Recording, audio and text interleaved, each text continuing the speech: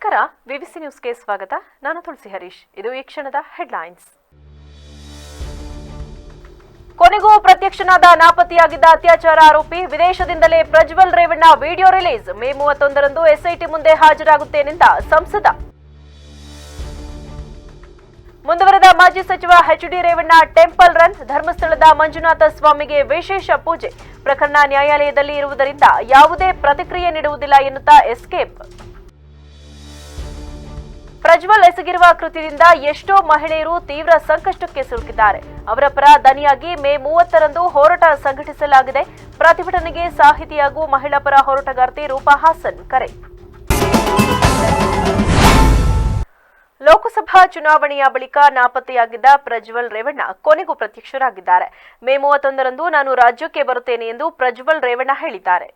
ವಿದೇಶದಿಂದ video release ಮಾಡಿದ ಅವರು ಬೆಂಗಳೂರಿಗೆ ಬಂದು ಶುಕ್ರವಾರ ಬೆಳಗ್ಗೆ 10 ಗಂಟೆಗೆ ಎಸ್ಐಟಿ ಮುಂದೆ ಹಾಜರಾಗಿ ಉತ್ತರ ನೀಡುತ್ತೇನೆ ಎಂದು ತಿಳಿಸಿದ್ದಾರೆ. ಅಷ್ಟೇ ಅಲ್ಲದೆ ಕುಟುಂಬಸ್ಥರು ಮತ್ತು ರಾಜ್ಯದ ಜನತೆಯಲ್ಲಿ ಪ್ರಜ್ವಲ್ ರೇವಣ್ಣ ಕ್ಷಮೆ ಕೇಳಿದ್ದಾರೆ. ವಿದೇಶಕ್ಕೆ ಹೋಗುವ ಬಗ್ಗೆ ಮೊದಲೇ ಪ್ಲಾನ್ ಆಗಿತ್ತು. ವಿದೇಶಕ್ಕೆ ಹೋಗುವಾಗ ನನ್ನ ಮೇಲೆ ಯಾವುದೇ ಆರೋಪ ಇರಲಿಲ್ಲ.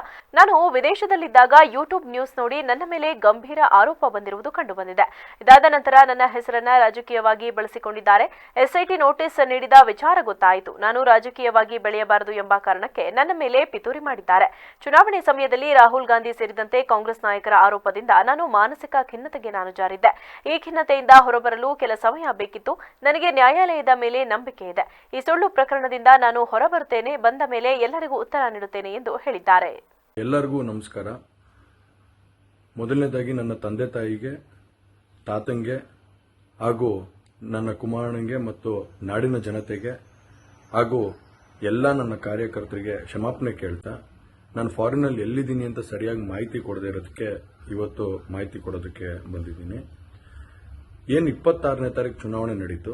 26ನೇ ತಾರೀಕು ಚುನಾವಣೆ ನಡೆದಂಥ ಸಂದರ್ಭದಲ್ಲಿ ಅವತ್ತು ನನ್ನ ಮೇಲೆ ಯಾವುದೇ ರೀತಿ ಒಂದು ಪ್ರಕರಣ ಆಗಲಿ, ಯಾವುದೇ ಒಂದು ಕೇಸ್ ಆಗಲಿ ಏನೂ ಇರಲಿಲ್ಲ. ಎಸ್ಐಟಿನೂ ಕೂಡ ರಚನೆ ಆಗಿರಲಿಲ್ಲ. ಈ 26ನೇ ತಾರೀಕು ನಾನು ಫಾರಿನ್ಗೆ ಹೋಗೋದು ಕೂಡ ಇದು ಮುಂಚೆನೇ ಪ್ಲಾನ್ ಆಗಿತ್ತು.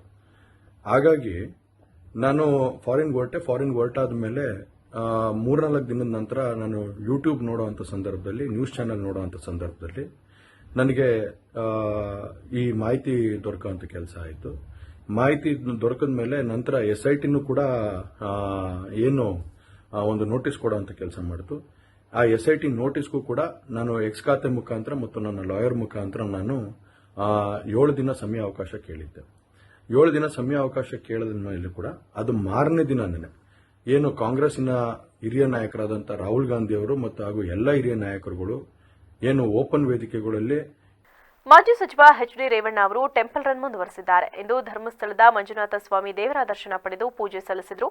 ಜಾಮೀನಿನ ಮೇಲೆ ಜೈಲಿನಿಂದ ಬಿಡುಗಡೆಯಾದ ನಂತರ ದೇವಾಲಯಗಳಿಗೆ ಭೇಟಿ ನೀಡಿ ದೇವರ ದರ್ಶನ ಪಡೆಯುವುದನ್ನು ರೇವಣ್ಣ ಮುಂದುವರೆಸಿದ್ದಾರೆ. ಸಂತ್ರಸ್ತ ಮಹಿಳೆಯೊಬ್ಬರ ಅಪಹರಣ ಪ್ರಕರಣದಲ್ಲಿ ಜೈಲು ಸೇರಿ ನಂತರ ಷರತ್ತುಬದ್ಧ ಜಾಮೀನಿನ ಮೇಲೆ ಬಿಡುಗಡೆಯಾಗಿರುವ ಹಾಗೂ ಲೈಂಗಿಕ ದೌರ್ಜನ್ಯ ಆರೋಪ ಪ್ರಕರಣದಲ್ಲೂ ಜಾಮೀನು ಪಡೆದಿರುವ ರೇವಣ್ಣ ಅವರು ಒಂದೆಡೆ ವಿಧಾನ ಪರಿಷತ್ನ ಶಿಕ್ಷಕರ ಕ್ಷೇತ್ರದ ಚುನಾವಣಾ ಪ್ರಚಾರ ಸಭೆಯಲ್ಲೂ ಪಾಲ್ಗೊಂಡಿದ್ದರು. ಮತ್ತೊಂದೆಡೆ ಕುಟುಂಬದ ಸದಸ್ಯರಲ್ಲದೆ ಒಬ್ಬರೇ ದೇವಾಲಯಗಳಿಗೆ ಭೇಟಿ ನೀಡಿ ದರ್ಶನ ಪಡೆಯುತ್ತಿರುವುದು ವಿಶೇಷವಾಗಿದೆ.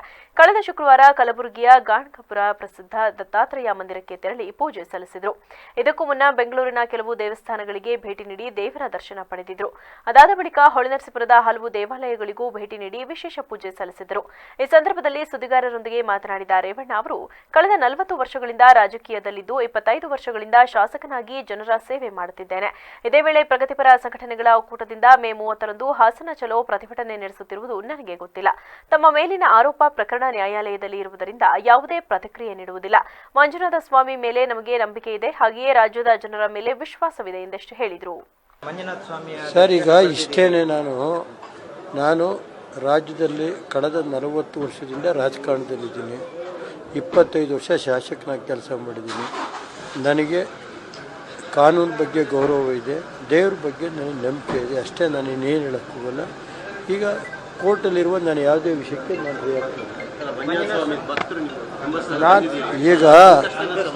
ಈಗ ಮಂಜುನಾಥ ಸ್ವಾಮಿನೇ ನನಗೆ ಇದೆ. ನನಗೆ ಎಲ್ಲ ಕ್ಷೇತ್ರಗಳು, ಅದಕ್ಕಿಂತ ಹೆಚ್ಚಾಗಿ ಮಂಜುನಾಥ ಇವತ್ತು ಸೋಮವಾರ ಇದೆ. ಮಂಜುನಾಥ ದರ್ಶನ ಮಾಡಿದ್ದೀನಿ. ಎಲ್ಲ ಮಂಜುನಾಥನಿಗೆ ಬಿಡ್ತು. ಸಚಿವರಾಗೂ ಮಾಡಿದ್ದೀನಿ. ಎಲ್ಲ ಥರ ಇದೆ. ರಾಜ್ಯದ ಜನತೆಯ ಮೇಲೆ ನನ್ನ ನ್ಯಾಯಾಲಯದ ಬಗ್ಗೆ ನನಗೆ ನಂಬಿಕೆ ಇದೆ. ನಾನೇನು ಯಾವಾಗಲೂ ಬರ್ತಾರೆ ಇರ್ತೀನಿ ಸರ್. ಎಲ್ಲ ಫ್ಯಾಮಿಲಿ ಜೊತೆ ಬರ್ತೀವಿ ಬರ್ದಲ್ಲಿ ನಮಗೇನಿದೆ. ಅಶ್ಲೀಲ ವಿಡಿಯೋ ಪ್ರಕರಣಕ್ಕೆ ಸಂಬಂಧಿಸಿದಂತೆ ವಿದೇಶದಲ್ಲಿ ತಲೆಮರೆಸಿಕೊಂಡಿದ್ದ ಸಂಸದ ಪ್ರಜ್ವಲ್ ರೇವಣ್ಣ ಕೊನೆಗೂ ವಿಡಿಯೋ ಹೇಳಿಕೆಯೊಂದನ್ನು ಬಿಡುಗಡೆ ಮಾಡಿ ತಾನು ರಾಜ್ಯಕ್ಕೆ ಬರುವುದಾಗಿ ತಿಳಿಸಿದ್ದಾರೆ. ಈ ಕುರಿತು ಮಾಜಿ ಮುಖ್ಯಮಂತ್ರಿ ಎಚ್.ಡಿ. ಕುಮಾರಸ್ವಾಮಿ ಪ್ರತಿಕ್ರಿಯಿಸಿದ್ದಾರೆ. ಚಿಕ್ಕಬಳ್ಳಾಪುರದಲ್ಲಿ ಸುದ್ದಿಗಾರರಿಗೆ ಪ್ರತಿಕ್ರಿಯಿಸಿದ ಅವರು, ಪ್ರಕರಣಕ್ಕೆ ಸಂಬಂಧಿಸಿದಂತೆ ರಾಷ್ಟ್ರೀಯ ಅಧ್ಯಕ್ಷರಾಗಿರುವ ಎಚ್.ಡಿ. ದೇವೇಗೌಡ ಅವರು ನಾನು ಎಲ್ಲೇ ಇದ್ದರೂ ಬಂದು ಎಸ್ಐಟಿ ಮುಂದೆ ಹಾಜರಾಗುವ ಮೂಲಕ ತನಿಖೆಗೆ ಸಹಕಾರ ಕೊಡುವಂತೆ ಕೇಳಿಕೊಂಡಿದ್ದೆವು. ಈ ಬಗ್ಗೆ ದೇವೇಗೌಡರು ಎಚ್ಚರಿಕೆ ಕೊಟ್ಟರೆ ನಾನು ಮನವಿ ಮಾಡಿಕೊಂಡಿದ್ದೆ. ಅಲ್ಲದೆ ಇದೇ ವೇಳೆ ಕಾರ್ಯಕರ್ತರ ಮೇಲೆ ನಂಬಿಕೆ ಇದ್ದರೆ ಕೂಡಲೇ ಬರಬೇಕು ಎಂದು ಹೇಳಿದ್ದೆವು. ಇದೀಗ ನಮ್ಮ ಮನವಿಗೆ ಓಗೊಟ್ಟು ಬರುತ್ತಿರುವುದು ಇವತ್ತು ನಮಗೂ ಸ್ವಲ್ಪ ಸಮಾಧಾನ ತಂದಿದೆ. ಮುಂದಿನ ದಿನಗಳಲ್ಲಿ ಏನು ಪ್ರಕ್ರಿಯೆಗಳು ನಡೆಯಬೇಕೋ ನಡೆಯುತ್ತೆ ಎಂದು ಎಚ್ಡಿಕೆ ತಿಳಿಸಿದರು. ಇದೇ ವೇಳೆ ಷಡ್ಯಂತ್ರ ಬಗ್ಗೆ ಕೇಳಿದಾಗ ಇವೆಲ್ಲವೂ ಮುಂದೆ ತನಿಖೆ ನಡೆಯಲಿದ್ದು ಸತ್ಯ ಹೊರಗೆ ಬರುತ್ತದೆ ಎಂದು ಎಚ್ಡಿಕೆ ವಿಶ್ವಾಸ ವ್ಯಕ್ತಪಡಿಸಿದರು. ಅಲ್ಲದೆ ಯಾರ ಪಾತ್ರ ಏನಿದೆ ಈ ಎಲ್ಲದರ ಬಗ್ಗೆ ಎಸ್ಐಟಿ ಅಧಿಕಾರಿಗಳು ನಡೆಸುತ್ತಿದ್ದು ನೋಡೋಣ ಎಲ್ಲಿಗೆ ತಂದು ನಿಲ್ಲಿಸುತ್ತಾರೆ. ಇದೇ ವೇಳೆ ಪ್ರಜ್ವಲ್ ಕ್ಷಮೆ ಕೇಳಿದ್ದರ ಬಗ್ಗೆ ಪ್ರತಿಕ್ರಿಯಿಸಿ ಕಾರ್ಯಕರ್ತರ ನೋವಿಗೆ ಸ್ಪಂದಿಸುವಂತೆ ಕೇಳಿದ್ದೇನೆ. ಕಾರ್ಯಕರ್ತರ ಬಳಿ ಕ್ಷಮೆ ಕೋರಿದ್ದಾನೆ. ಪಾಪ ಈಗಲಾದರೂ ಅವನು ಕಾರ್ಯಕರ್ತರ ಬಳಿ ಕ್ಷಮೆ ಕೇಳುವ ಮೂಲಕ ಅವರ ಬಳಿ ಅಷ್ಟು ಮಮತೆ ಇದೆ ಎಂಬುದನ್ನು ತೋರಿಸಿಕೊಂಡಿದ್ದಾನೆ. ಅದಕ್ಕೆ ನನಗೂ ಸ್ವಲ್ಪ ಸಮಾಧಾನವಾಗಿದೆ ಎಂದರು. ಈ ಒಂದು ಪ್ರಕರಣಕ್ಕೆ ಸಂಬಂಧಪಟ್ಟ ಹಾಗೆ ಈಗಾಗಲೇ ನಮ್ಮ ರಾಷ್ಟ್ರೀಯ ಅಧ್ಯಕ್ಷರು ದೇವೇಗೌಡರು ಮತ್ತು ನಾನು ಎಲ್ಲೇ ಇದ್ದರೂ ಬಂದು ಎಸ್ಐಟಿಗೆ ಹಾಜರಾಗಿ ತನಿಖೆಗೆ ಸಹಕಾರ ಕೊಡಬೇಕು ಅಂತಕ್ಕಂಥ ಒಂದು ದೇವೇಗೌಡರು ಎಚ್ಚರಿಕೆಯೂ ಕೊಟ್ಟಿದ್ದಾರೆ. ನಾನು ಒಂದು ಮನವಿನೂ ಮಾಡಿದ್ದೆ ಮತ್ತು ಕಾರ್ಯಕರ್ತರಿಗೆ ಗೌರವ ಇದ್ದರೆ ತಕ್ಷಣ ಬರಬೇಕು ಅಂತಕ್ಕಂಥ ಒಂದು ಮನವಿಯನ್ನು ಮಾಡಿದ್ದು. ಅದಕ್ಕೆ ಹೋಗೊಟ್ಟು ಬರ್ತಾ ಇರ್ತಕ್ಕಂಥದ್ದಕ್ಕೆ ಇವತ್ತು ನಮಗೂ ಸ್ವಲ್ಪ ಸಮಾಧಾನ ಇದೆ. ಅದರಿಂದ ಮುಂದಿನ ದಿನಗಳಲ್ಲಿ ಮಾಜಿ ಸಚಿವ ರೇವಣ್ಣ ಅವರ ಪತ್ನಿ ಭವಾನಿ ರೇವಣ್ಣ ಅವರಿಗೂ ಬಂಧನ ಭೀತಿ ಎದುರಾಗಿದ್ದು ಮಧ್ಯಂತರ ನಿರೀಕ್ಷಣಾ ಜಾಮೀನು ಕೋರಿ ಬೆಂಗಳೂರಿನ ವಿಶೇಷ ಜನಪ್ರತಿನಿಧಿಗಳ ಕೋರ್ಟ್ಗೆ ಅರ್ಜಿ ಸಲ್ಲಿಸಿದ್ದಾರೆ. ಈ ಸಂಬಂಧ ಇಂದು ಅಥವಾ ನಾಳೆ ವಿಚಾರಣೆ ನಡೆಯುವ ಸಾಧ್ಯತೆ ಇದ್ದು ಕೋರ್ಟ್ ನಿಲುವು ಕುತೂಹಲ ಕೆರಳಿಸಿದೆ. ಸಂತ್ರಸ್ತೆ ಮಹಿಳೆ ಅಪಹರಣ ಕೇಸ್ನಲ್ಲಿ ಭವಾನಿ ಅವರ ಮೇಲೂ ಆರೋಪ ಕೇಳಿಬಂದಿತ್ತು. ಈ ಹಿನ್ನೆಲೆಯಲ್ಲಿ ಅವರಿಗೂ ಬಂಧನ ಭೀತಿ ಕಾಡುತ್ತಿರುವುದರಿಂದ ಮುನ್ನೆಚ್ಚರಿಕೆಯಾಗಿ ಜಾಮೀನು ಕೋರಿ ಅರ್ಜಿ ಸಲ್ಲಿಸಿದ್ದಾರೆ. ಇದೇ ಪ್ರಕರಣದಲ್ಲಿ ರೇವಣ್ಣ ಅವರು ಸೆರೆವಾಸ ಅನುಭವಿಸಿ ನಂತರ ಜಾಮೀನಿನ ಮೇಲೆ ಬಿಡುಗಡೆಯಾಗಿದ್ದಾರೆ.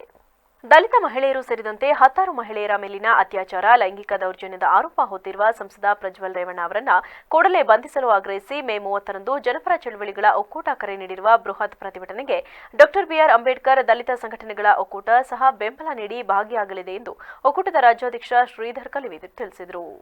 ಹಾಸನದಲ್ಲಿಂದು ಪತ್ರಿಕಾಗೋಷ್ಠಿಯಲ್ಲಿ ಮಾತನಾಡಿದ ಅವರು, ಜವಾಬ್ದಾರಿಯುತ ಸ್ಥಾನದಲ್ಲಿರುವ ಸಂಸದ ಮಾಡಿರುವ ದುಷ್ಕೃತ್ಯದಿಂದ ರಾಷ್ಟ್ರ ಅಂತಾರಾಷ್ಟ್ರೀಯ ಮಟ್ಟದಲ್ಲಿ ಹಾಸನದ ಮರ್ಯಾದೆ ಹಾಳು ಮಾಡಿದೆ. ಪ್ರಕರಣದಲ್ಲಿ ನೂರಾರು ಮಹಿಳೆಯರ ಖಾಸಗಿತನ ಬಟ ಬಯಲು ಮಾಡಿದೆ. ಮಹಿಳೆಯರ ಅಶ್ಲೀಲ ವಿಡಿಯೋ ಮಾಡಿರುವ, ಸಾಮಾಜಿಕ ಜಾಲತಾಣಗಳಲ್ಲಿ ಮಾಡಿರುವ ಎಲ್ಲರನ್ನ ಬಂಧಿಸಿ ಕಠಿಣ ಕ್ರಮ ಕೈಗೊಳ್ಳಬೇಕು. ದೇಶದಲ್ಲೇ ಮೊದಲು ದೊಡ್ಡದು ಎನಿಸಿರುವ ಲೈಂಗಿಕ ದೌರ್ಜನ್ಯ ಪ್ರಕರಣದಲ್ಲಿ ಭಾಗಿಯಾಗಿ ದೇಶ ಬಿಟ್ಟು ಹೋಗಿರುವ ಆರೋಪಿಯನ್ನ ಬಂಧಿಸುವಲ್ಲಿ ರಾಜ್ಯ ಹಾಗೂ ಕೇಂದ್ರ ಸರ್ಕಾರಗಳು ವಿಫಲವಾಗಿವೆ. ಕೂಡಲೇ ಕೇಂದ್ರ ಸರ್ಕಾರ ಪ್ರಜ್ವಲ್ ರೇವಣ್ಣ ಬಂಧನಕ್ಕೆ ಸಹಕಾರ ನೀಡಬೇಕು ಎಂದು ಒತ್ತಾಯಿಸಿದರು. ಆತನಿಗೆ ಶಿಕ್ಷೆ ಆಗುವವರೆಗೂ ನಮ್ಮ ಹೋರಾಟ ಮುಂದುವರಿಯಲಿದೆ ಎಂದರು. ಹಾಸನದ ಲೋಕಸಭಾ ಸದಸ್ಯರಾಗಿರುವಂತಹ ಪ್ರಜ್ವಲ್ ರೇವಣ್ಣನವರು ದಲಿತ ಹೆಣ್ಣು ಮಕ್ಕಳು ಸೇರಿದಂತೆ ವಿವಿಧ ಜಾತಿಗಳ ಹೆಣ್ಣು ಮಕ್ಕಳನ್ನು ಅತ್ಯಾಚಾರ ಮಾಡಿದ್ದಾರೆ, ಲೈಂಗಿಕ ದೌರ್ಜನ್ಯವನ್ನು ಎಸಗಿದ್ದಾರೆ ಅನ್ನುವಂಥ ಆರೋಪದ ಮೇಲೆ ಅವರ ಮೇಲೆ ಬಂದಂಥ ಹೆಣ್ಣು ಮಕ್ಕಳ ದೂರುಗಳ ಆಧಾರದ ಮೇಲೆ ಕರ್ನಾಟಕ ರಾಜ್ಯದ ಪೊಲೀಸ್ನ SIT ಈಗಾಗಲೇ FIR ರಿಜಿಸ್ಟರ್ ಮಾಡಿ ಅವರಿಗೆ ವಿದೇಶಕ್ಕೆ ಅವರು ತಲೆಮರೆಸಿಕೊಂಡು ಹೋಗಿರುವ ಕಾರಣದಿಂದ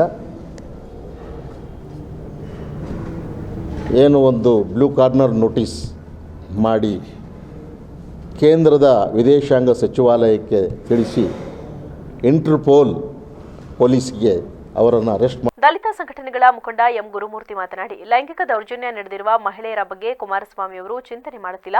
ಲೈಂಗಿಕ ದೌರ್ಜನ್ಯದ ವಿಡಿಯೋ ಯಾರು ಮಾಡಿದ್ದು, ಹಂಚಿದ್ದು ಯಾರು, ಅವರನ್ನ ಬಂಧಿಸಿ ಎಂದಷ್ಟೇ ಕೇಳುತ್ತಿದ್ದಾರೆ. ಇದು ತನಿಖೆ ದಿಕ್ಕು ತಪ್ಪಿಸುವ ಹುನ್ನಾರ. ಕೂಡಲೇ ಪ್ರಜ್ವಲ್ ಬಂಧನ ಆಗಬೇಕು, ನೊಂದ ಮಹಿಳೆಯರಿಗೆ ನ್ಯಾಯ ಸಿಗಬೇಕು ಎಂಬುದಷ್ಟೇ ನಮ್ಮ ಆಗ್ರಹ ಎಂದರು.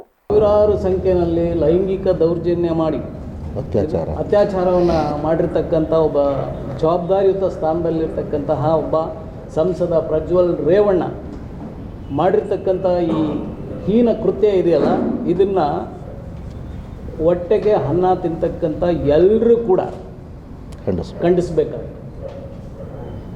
ಇವತ್ತು ನೋಡಿ, ಇವತ್ತು ಹುಬ್ಳಿನಲ್ಲಿ ನೇಹ ಮರ್ಡರ್ ಆಯಿತು, ಅಂಜಲಿ ಮರ್ಡರ್ ಆಯಿತು, ಉಡುಪಿನಲ್ಲಿ ಅಪ್ರಾಪ್ತ ಬಾಲಕಿಯ ಶಿರಚ್ಛೇದ ಆಯಿತು. ಆದರೆ ಭಾರತೀಯ ಜನತಾ ಪಕ್ಷದಲ್ಲಿರ್ತಕ್ಕಂಥ ಮುಖಂಡರು ಏನು ಹೇಳ್ತಾ ಇದ್ದಾರೆ ಅಂದರೆ, ನೇಹ ಪ್ರಕರಣವನ್ನು CBI ಕೊಡಿ ಅಂತ ಕೇಳ್ತಾರೆ ವಿನಃ ಉಳಿದಿರ್ತಕ್ಕಂಥ ಕೊಲೆಗಳ ಬಗ್ಗೆ ಅವರು ಮಾತಾಡ್ತಾ ಇಲ್ಲ.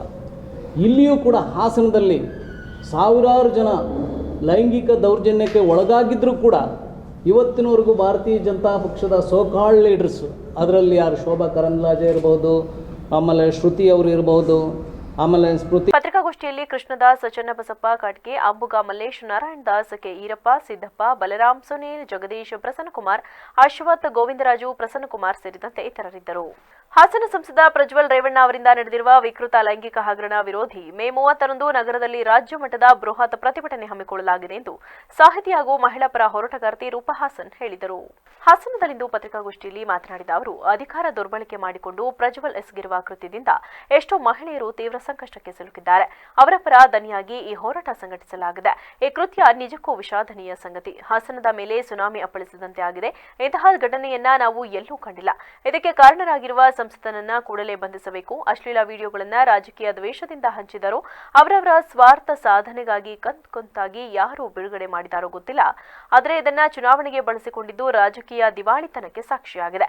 ಇದು ಹೀನಾಯ ಬೆಳವಣಿಗೆ. ತಮ್ಮ ರಾಜಕೀಯ ಬೇಳೆ ಬೇಯಿಸಿಕೊಳ್ಳಲು ಹೆಣ್ಣು ಮಕ್ಕಳನ್ನ ದಾಳವಾಗಿ ಬಳಸಿಕೊಂಡಿದ್ದು ಬೇಸರ ತರಿಸಿದೆ.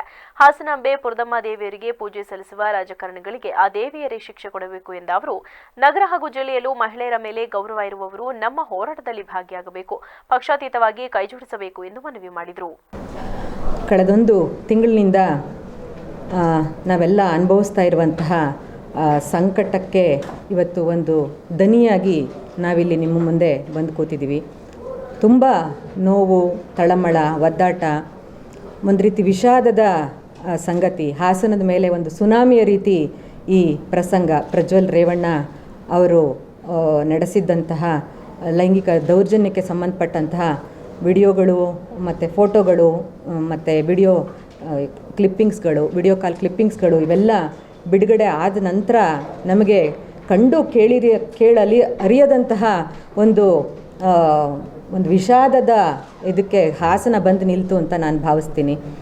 ನಾವು ಅದುವರೆಗೂ ಇದನ್ನು ಈ ಪ್ರಮಾಣದ ಲೈಂಗಿಕ ದೌರ್ಜನ್ಯ ಒಬ್ಬ ವ್ಯಕ್ತಿಯಿಂದ ಆಗಿರೋವಂಥದ್ದು ನಾವೆಲ್ಲೂ ಕೇಳೂ ಇರಲಿಲ್ಲ, ನೋಡೂ ಇರಲಿಲ್ಲ, ಅರಿತೂ ಇರಲಿಲ್ಲ. ಈ ಥರದ್ದನ್ನು ಒಂದು ದಿಗ್ಭ್ರಾಂತಿಯಾಗಿದ್ದು ನಮಗೆಲ್ಲರಿಗೂ ಅಂದರೆ ಹಾಸನದ ಬಹಳಷ್ಟು ಹೆಣ್ಮಕ್ಳು, ಅದರಲ್ಲೂ ಸಾಮಾಜಿಕವಾಗಿ ತೊಡಗಿಸ್ಕೊಂಡಂತಹ ಪಕ್ಷದಲ್ಲಿ ಇರುವಂತಹ ಕೆಲವು ಹೆಣ್ಮಕ್ಳುಗಳು ಇದರಲ್ಲಿ ತೊಡಗಿಸ್ಕೊಂಡು.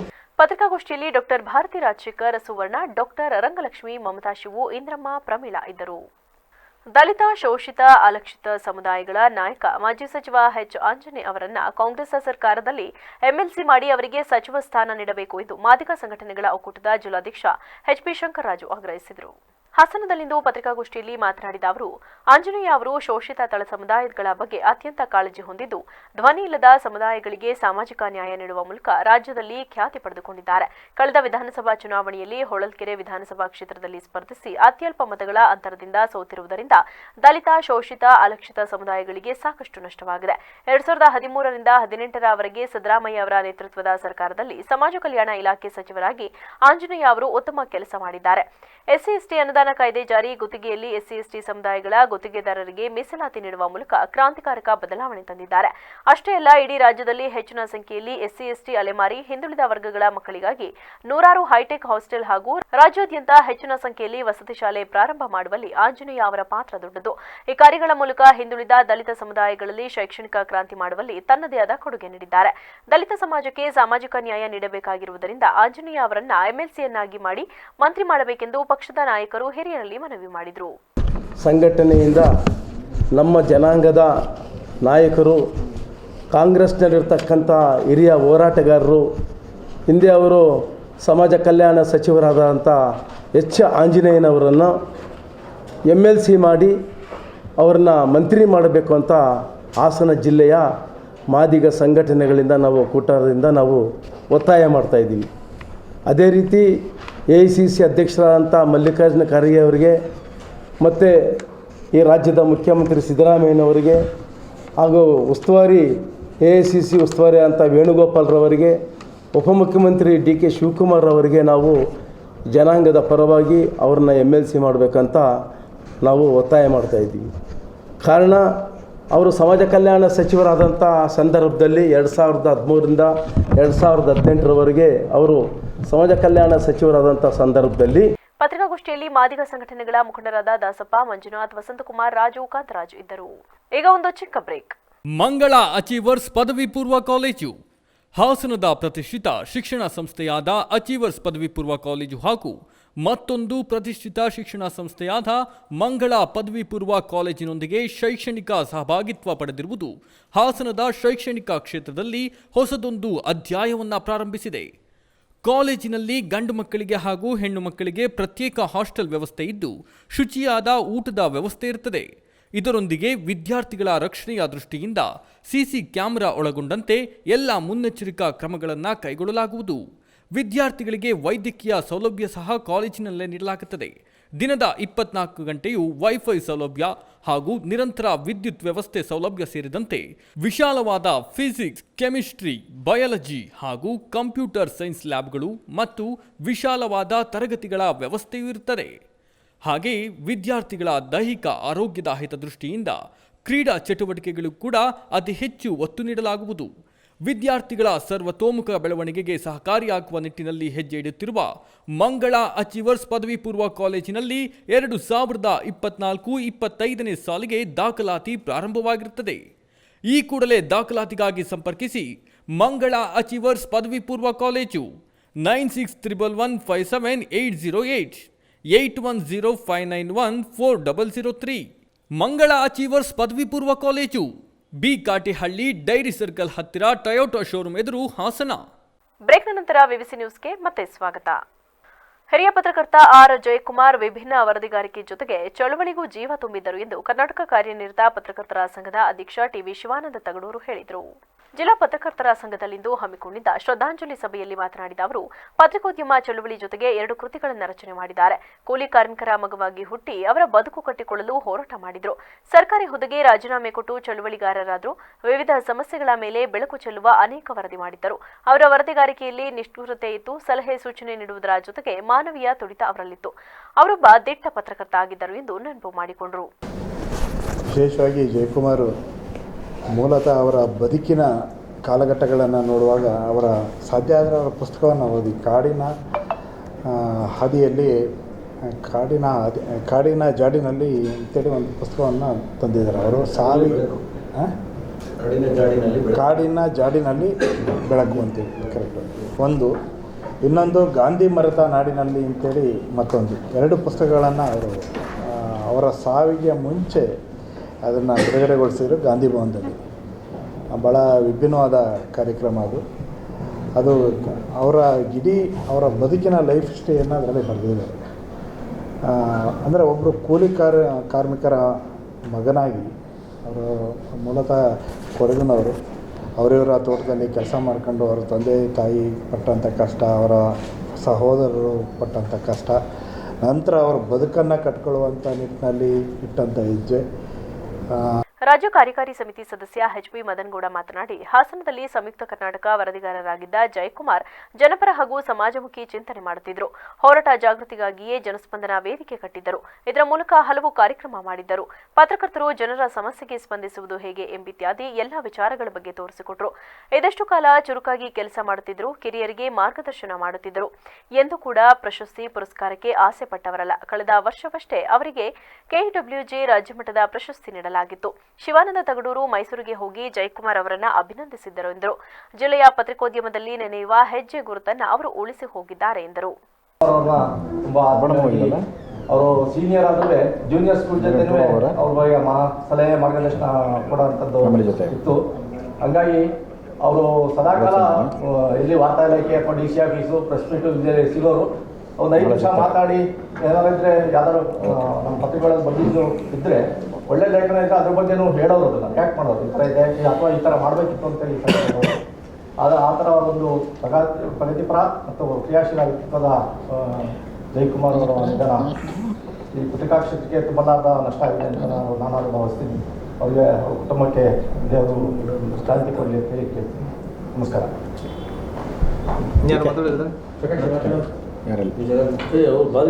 ಜಿಲ್ಲಾ ಪತ್ರಕರ್ತರ ಸಂಘದ ಅಧ್ಯಕ್ಷ ಕೆಎಚ್ ವೇಣುಕುಮಾರ್ ಮಾತನಾಡಿ, ಯಾರೇ ಆಗಲಿ ಕ್ರಿಯಾಶೀಲ ಕೆಲಸ ಮಾಡಿದರೆ ಅದರ ಪರಿಣಾಮ ಹೇಗಿರುತ್ತದೆ ಎಂಬುದಕ್ಕೆ ಜಯಕುಮಾರ್ ಅವರ ಕೆಲಸದ ಶೈಲಿ ಕಾರಣ ಎಂದರು. ಈ ಸಂದರ್ಭದಲ್ಲಿ ಹಿರಿಯ ಪತ್ರಕರ್ತ ಎಚ್ಎಸ್ ಪ್ರಭಾಕರ್, ಮಾಜಿ ಅಧ್ಯಕ್ಷರಾದ ಬಿಆರ್ ಉದಯಕುಮಾರ್, ರವೀನಾ ಕಲಗೂಡು, ಹಿಂದೂ ಪ್ರಕಾಶ್ ಮೊದಲಾದವರು ಮಾತನಾಡಿ, ಹಾಸನದಲ್ಲಿ ಮನೆ ಮನೆ ಕವಿಗೋಷ್ಠಿ ಕಾರ್ಯಕ್ರಮ ಹುಟ್ಟುಹಾಕಿದ್ದ ಜಯಕುಮಾರ್, ಉಪಾಧ್ಯಕ್ಷ ಮೋಹನ್ ಕುಮಾರ್, ಕಾರ್ಯದರ್ಶಿಗಳಾದ ನಟರಾಜ್, ಕೆಎಂ ಹರೀಶ್ ಮೊದಲಾದವರಿದ್ದರು. ಒಬ್ಬ ಪತ್ರಕರ್ತ ಕ್ರಿಯಾಶೀಲವಾಗಿ ಹೇಗೆ ಕೆಲಸ ಮಾಡಬೇಕು ಅನ್ನೋದಕ್ಕೆ ಮಾಡಿದರೆ ಅದರ ಪರಿಣಾಮಗಳು ಹೇಗಿರುತ್ತೆ, ಪತ್ರಿಕೆಗಳು ಹೇಗೆ ಸರ್ಕ್ಯುಲೇಷನ್ ಆಗ್ತದೆ ಅನ್ನೋದಕ್ಕೂ ಕೂಡ ಜಯಕುಮಾರ್ ಸರ್ ಅವರು ಒಂದು ಮಾದರಿ.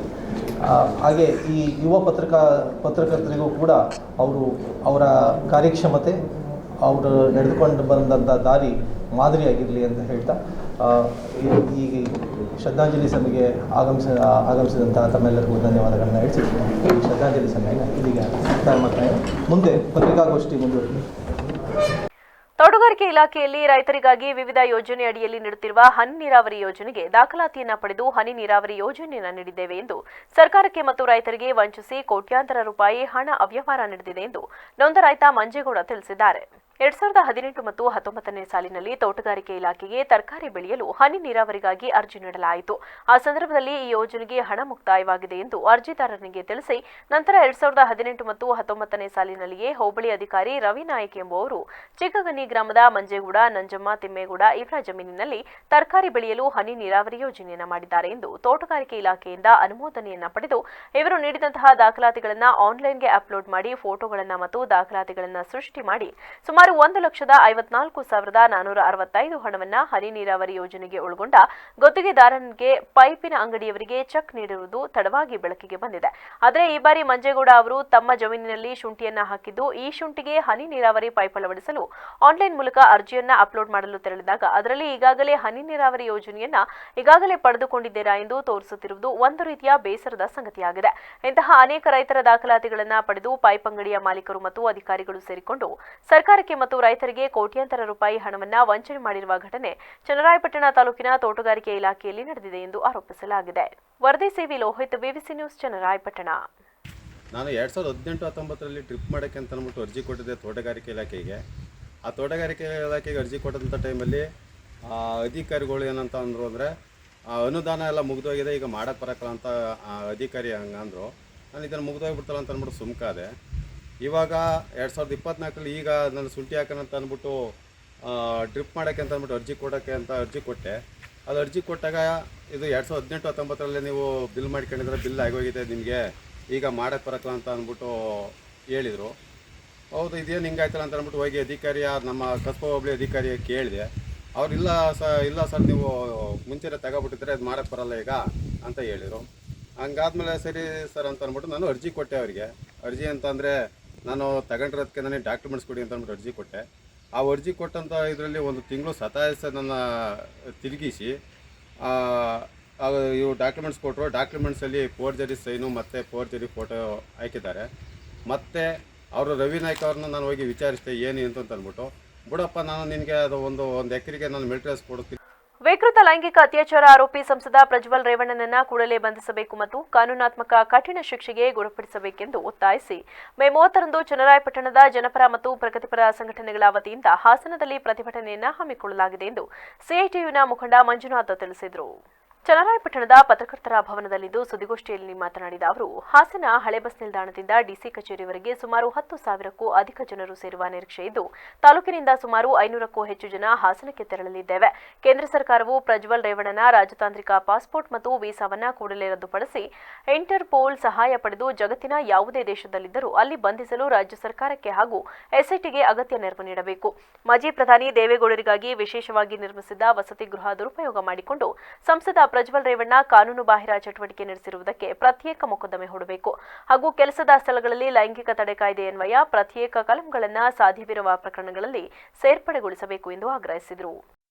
ಎಲ್ಲ ಕ್ರೌರ್ಯಕ್ಕಿಂತ ಮಿಗಿಲಾದ ಅನ್ನೋದನ್ನ ಈ ಸಮಾಜ ನಾವೆಲ್ಲರೂ ಕೂಡ ಅರ್ಥ ಮಾಡ್ಕೊಂಡು ಮುಂದೆ ಹೋದ್ರೆ ಮಾತ್ರ ಇಂಥ ವಿಕೃತ ಕಾಮವನ್ನು ಮಾಡಿದವರಿಗೆ ಶಿಕ್ಷೆಯನ್ನು ಕೊಡಿಸ್ಲಿಕ್ಕಾಗುತ್ತೆ. ಅದಕ್ಕಾಗಿ ವಿಶೇಷ ನ್ಯಾಯಾಲಯವನ್ನು ತೆರೀಬೇಕು. ಈ ಎಲ್ಲ ಪ್ರಶ್ನೆಗಳ ಹಿನ್ನೆಲೆಯಲ್ಲಿ ಯಾವ ಮಹಿಳೆಯರನ್ನ ದೌರ್ಜನ್ಯಕ್ಕಾಗಿ ಬಳಸ್ಕೊಂಡು, ದೌರ್ಜನ್ಯದಿಂದ ಲೈಂಗಿಕ ಕ್ರಿಯೆಗೆ ಬಳಸ್ಕೊಂಡು ವಿಡಿಯೋಗಳನ್ನ ಮಾಡಿದರೆ ಆ ಮಹಿಳೆಯರು ಯಾವ ಯಾವ ಕಾರಣಗಳಿಗೆ ಅವರು ಪಿಸ್ತೂಲ್ ತೋರಿಸಿದ್ದಾರೆ ಅನ್ನೋದು ಜಗಜ್ಜಾಹೀರಾಗಿದೆ. ಅದೇ ರೀತಿ ಬೇರೆಲ್ಲ ಏನೆಲ್ಲ ಒಂದು ಭಯೋತ್ಪಾದಕ ಕೆಲಸವನ್ನು ಮಾಡಿ ಅವರನ್ನು ಬಳಸ್ಕೊಂಡಿದ್ದಾರೆ, ಅವರು ಎದುರು ಅಗತ್ಯ ಇಲ್ಲ. ನಿಮಗೆ ಈ ಸಮಾಜ ನಾವು ನಿಮ್ಮ ಜೊತೆ ಇದ್ದೀವಿ, ಅದರಿಂದ ನೀವು ಮಹಿಳೆಯರು ಕುಗ್ಗುವಂತ ಅವಶ್ಯಕತೆ ಇಲ್ಲ.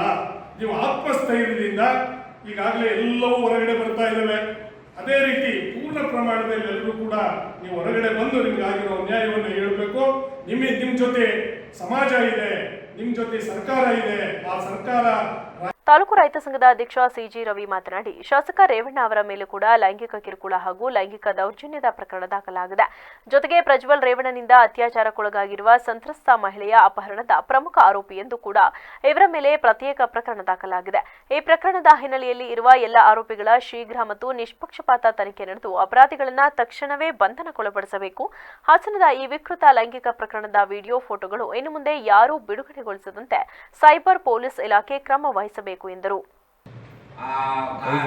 ಕಾನೂನೇ ದಿಕ್ಕೇಳಿಸ್ಬಿಟ್ಟಿದ್ದಾರೆ ನೋಡ್ರಿ. ದೊಡ್ಡವ್ರಿಗೊಂದು ಕಾನೂನು, ಬಡವ್ರಿಗೊಂದು ಕಾನೂನು. ಅದರ ಸಾಮಾನ್ಯ ಜನ ಏನಾರಾಗಿದ್ರೆ ಇಷ್ಟೊಂದು ಬಿಡ್ತಿದ್ರೇನ್ರಿ? ಬಿಡ್ತಿದ್ರೆ ಯಾರು ಬಿಡ್ತಿದ್ರು? ಎಲ್ಲ ಮನೆಯಲ್ಲ ಸುಟ್ಟಾಕಿರೋರು ನೋಡ್ರಿ. ಇವ್ರನ್ನ ಎಲ್ಲ ಹೋಗ್ಬಿಟ್ಟು ವಿದೇಶದಲ್ಲಿ ಪ್ರೊಡಕ್ಟ್ ಆಗಿ ಇಟ್ಟಿದ್ದಾರೆ. ಇಂಥ ಮಾನವನ ಅವ್ರಿಗೆ ಆಫೀಸ್ ಬೇರೆ ಬೇಕು ಕೇಳೋರಿಗೆ. ಆ ಆಫೀಸಲ್ಲಿ ಆ ಹೆಣ್ಮಕ್ಳನ್ನ ಉಪಯೋಗಿಸ್ಕೊಂಡಿರೋ ನೋಡಿದ್ರೆ ಯಾವ ಅಧಿಕಾರಿನೂ ಬಿಟ್ಟಿಲ್ಲ ಇವರು. ಆ ಮಟ್ಟಿಗೆ ಉಪಯೋಗಿಸ್ಕೊಂಡಿದ್ದಾರೆ ಅಂತ. ನಾವು ಒಬ್ಬನ ಎತ್ತಾಕೊಂಬಂದು ಮಾಡಕ್ಕೆ ಕುಮಾರಸ್ವಾಮಿ ಹೇಳ್ತಾರೆ, ಯಾರು ಪೆಂಡ್ರೆ ಕೊಟ್ಟಿರೋ ನಡೀರಿ, ಅವ್ರು ಯಾರ ಬಿಟ್ಟಿರೋ ನಡೀರಿ.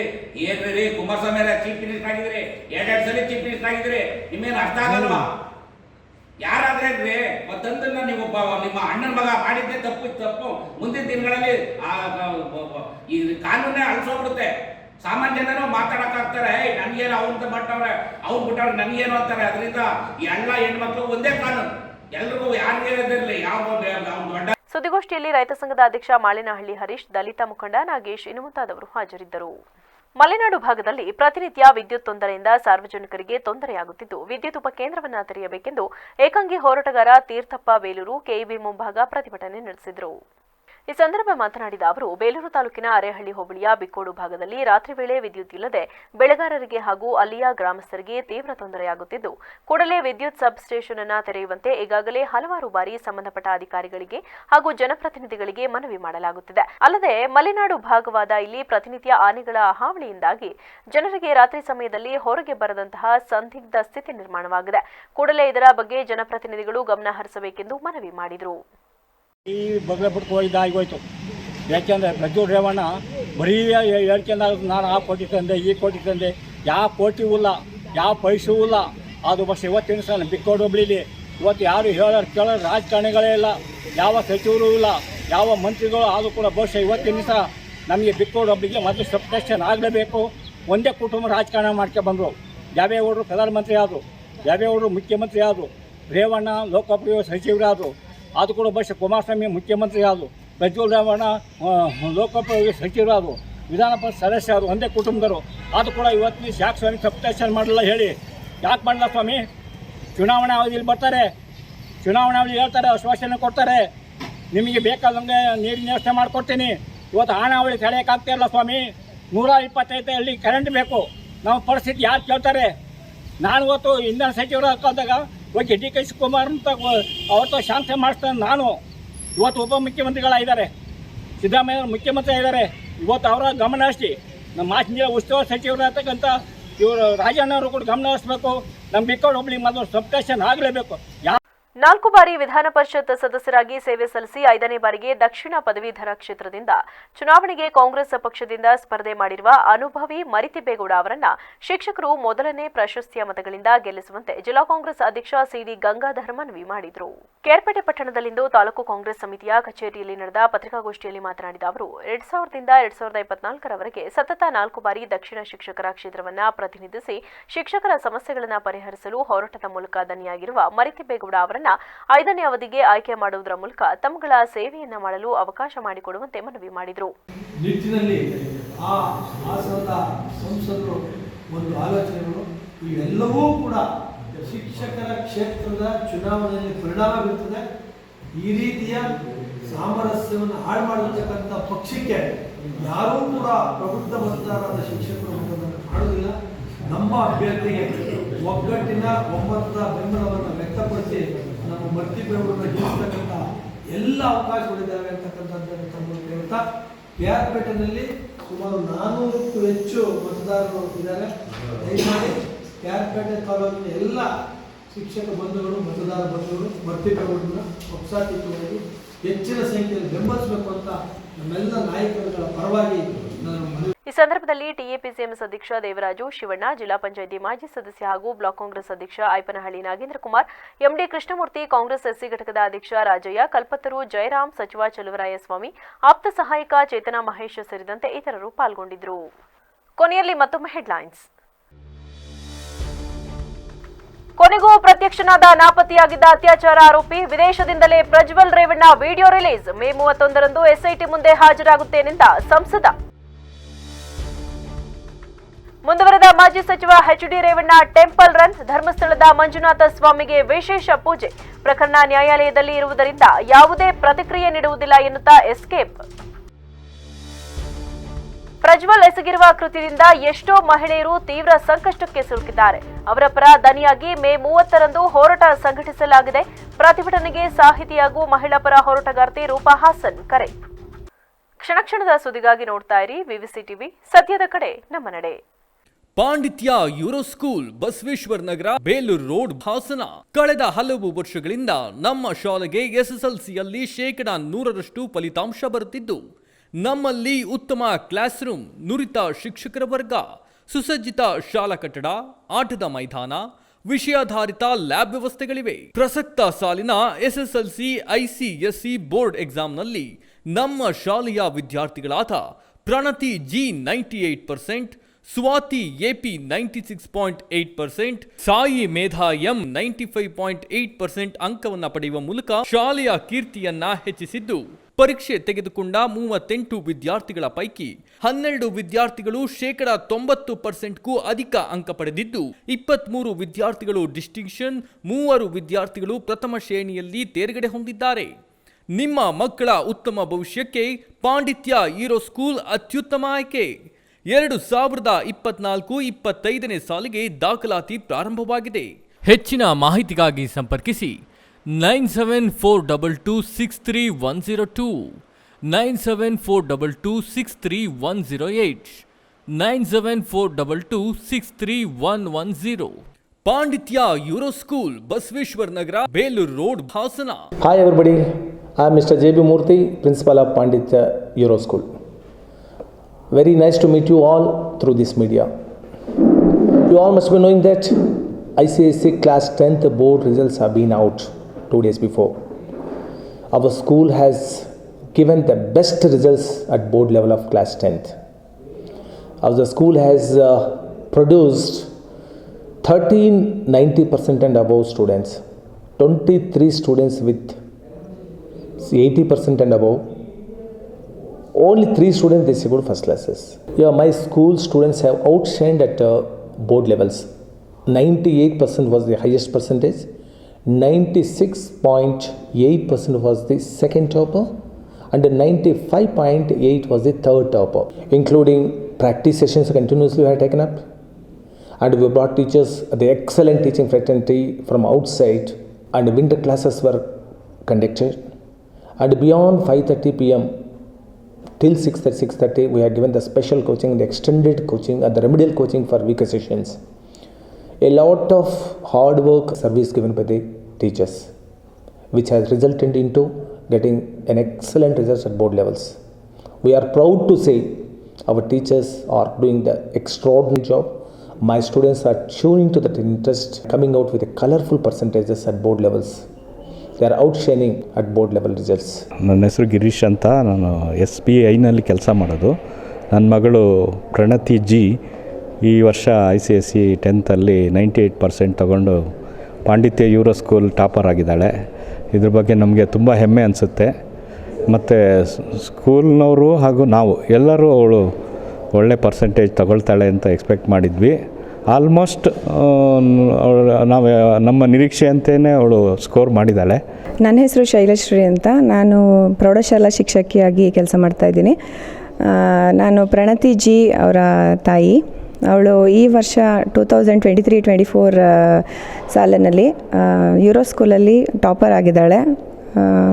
ಅದು ಒಂದು ತುಂಬ ಒಂದು ಹೆಮ್ಮೆಯ ವಿಷಯ ಹಾಗೂ ತುಂಬ ಸಂತೋಷ ಕೊಟ್ಟಿದೆ ನಮಗೆಲ್ಲರಿಗೂ. I am Pranati G. I scored 98 in this academic year and topped Panditya Euro School. I am deeply honored to stand before you to speak a few words and share my experience about topping Panditya Euro School for this academic year. I would express my sincere and heartfelt gratitude to the school management, academic director, principal, teachers and all my friends. Special thanks to my parents and grandparents who all constantly encouraged me and guided me to score this one. ನಮಸ್ತೆ, ನಾನು ಮಂಜುನಾಥ್, ಸಾಯಿ ಮೇಧ ಅವರ father. ನನ್ನ ಮಗಳು ಪಾಂಡಿತ್ಯ euro ಸ್ಕೂಲಲ್ಲಿ LKGಯಿಂದ ಓದ್ತಾ ಇದ್ದಾಳೆ. ಮುಂಚೆಯಿಂದನೇ ಚೆನ್ನಾಗಿ ಸ್ಕೋರ್ ಮಾಡ್ತಾಯಿದ್ದಾಳೆ. ಟೀಚರ್ಸ್ ಎಲ್ಲ ತುಂಬ ಕೋಚಿಂಗ್ ತುಂಬ ಚೆನ್ನಾಗಿದೆ. ಇಲ್ಲಿ ತುಂಬ ಒಳ್ಳೆ ಕೋಆಪ್ರೇಟ್ ಮಾಡ್ತಾರೆ ಟೀಚರ್ಸ್. ನಮಸ್ತೆ, ನಾನು ಗೀತಾ ಅಂತ. ನಾನು ಹೌಸ್ ವೈಫ್ ಆಗಿದ್ದೀನಿ. ನನ್ನ ಮಗಳು ಸಾಯಿ ಮೇಧ, ಅವಳು 95.8 ತೆಗೆದಿದ್ದಾಳೆ 10th. ನನಗೇನು ಅನ್ಸೋದು ಅಂತಂದರೆ, ಓದ್ಬೋದು ಎಲ್ಲ ಮಕ್ಕಳು, ಅಂದರೆ ಸಪೋರ್ಟ್ ಇರಬೇಕು, ಅವ್ರಿಗೆ ಕೋಆಪರೇಷನ್ ಇರಬೇಕು. ಅದು ಈ ಸ್ಕೂಲಲ್ಲಿ ತುಂಬ ಚೆನ್ನಾಗಿ ಸಿಕ್ಕಿದೆ. I am Sai Medha M and I scored 95.8% in this academic year. Firstly, I would like to thank the principal, the coordinator and the school teachers, because without them I wouldn't have stood here. It wouldn't be possible because they constantly supported us and encouraged us to excel more and more in each and every exam. And secondly, I would like to thank my parents who also continuously supported me and encouraged me. ಪಾಂಡಿತ್ಯ euro school, Basaveshwara Nagar, Belur road, Hassan.